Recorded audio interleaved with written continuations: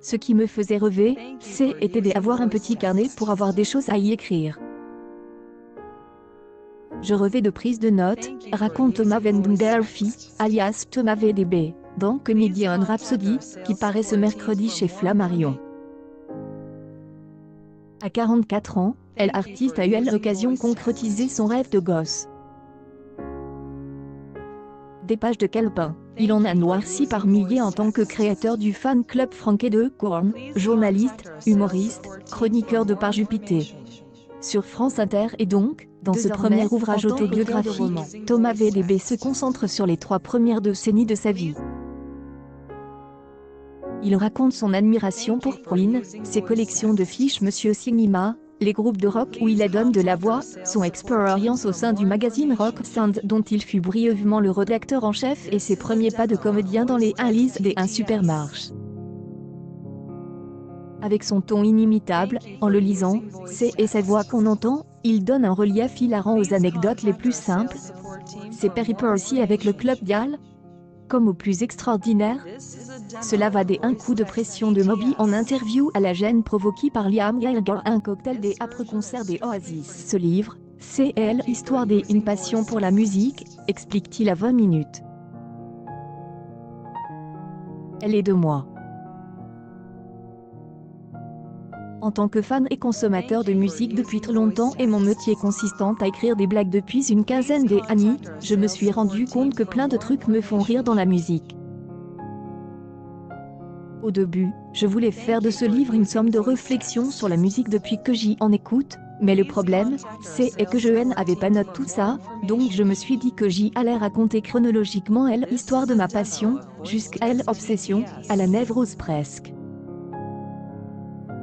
Je parle de la manière dont cette passion a été atteinte lorsque je suis devenu journaliste. J'y avais enfilé un costume qui était trop grand pour moi parce que, en réalité, moi, j'y aimais la musique mais je n'avais pas envie d'être journaliste. Le livre s'arrête au moment où je trouve ma vocation de comédien, et où je décide d'arrêter de devoir avoir un avis sur tout. Je recevais des centaines de disques, mais j'y étais contraint d'avoir trop vite un avis à leur sujet. C'est ce qui était trop pesant pour moi. Cela allait trop vite, je n'avais pas le temps d'apprécier la musique. Il a fallu prendre beaucoup de recul pour digérer cette histoire et en faire quelque chose de marrant, avec de l'autodérision. Ça est vraiment pas comme ça, rire. Peut-être que cette impression vient de ma façon de raconter les choses mais je n'ai pas le souvenir d'avoir gonflé quoi que ce soit. J'y ai toujours fonctionnel et instinct. Quand, enfant, je disais j'y aimerais bien travailler dans la musique, mes parents répondaient passe ton bac à bord. Finalement, j'y ai aussi sans faire des études. J'y ai eu beaucoup de chance. Ce livre, c'est l'histoire d'une passion pour la musique physique avant que l'avènement du digital rende tout disponible. Je raconte beaucoup mes tribulations avec mes compilations, mes cassettes copiées quand j'y étais ado, mes collections de disques qui sont encombrantes en vrai dans ma vie. Aux 3 premières années de journalisme, j'y ai adoré faire ça. Après, est avec les responsabilités que le ciel aime et tombe sur la tête. Je raconte aussi que, quand on a réalisé son rêve, le moment est peut-être venu d'en accomplir un autre. Je n'avais pas prévu que ça arrive si vite. J'y ai fait partie d'un groupe de presse qui vendait bien des magazines musicaux sur le rock, le rap, la techno. Mais il était hyper mac avec tous les labels. Je n'avais jamais mis les pieds aux États-Unis et là, on me disait, tu pars une semaine à Los Angeles pour interviewer un groupe que tu adores. Moi, j'y avais l'impression de gagner un concours mais, en fait, c'était mon travail. J'y étais très conscient de ma chance. Mais quand je me suis rendu compte que je n'étais pas autre chose qu'un pion de l'industrie musicale, j'y ai arrêté. Si je ne pouvais pas mettre en couverture le groupe dont je rêvais pour la haine en pensant à nos lecteurs parce que, au-dessus de moi, un directeur de pub me mettait la pression en me disant qu'un autre groupe avait acheté 5 pages de pub en parallèle, alors que J était rédacteur en chef en semaine, le week-end, J allait faire des spectacles de rue. Je pense que ce N n'est pas un truc universel. Et cela qui a ouvert la brèche et M a donné envie de M accomplir dans la comédie.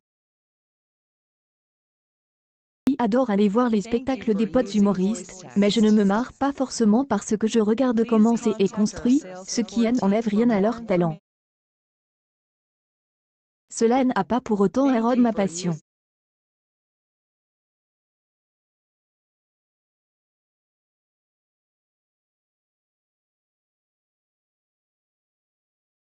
Quand j'y étais journaliste de musique, je n'étais pas musicien. Aujourd'hui, je suis comédien donc j'y ai cet exutoire, que je cultivais quand je faisais du théâtre de rue en parallèle du journalisme.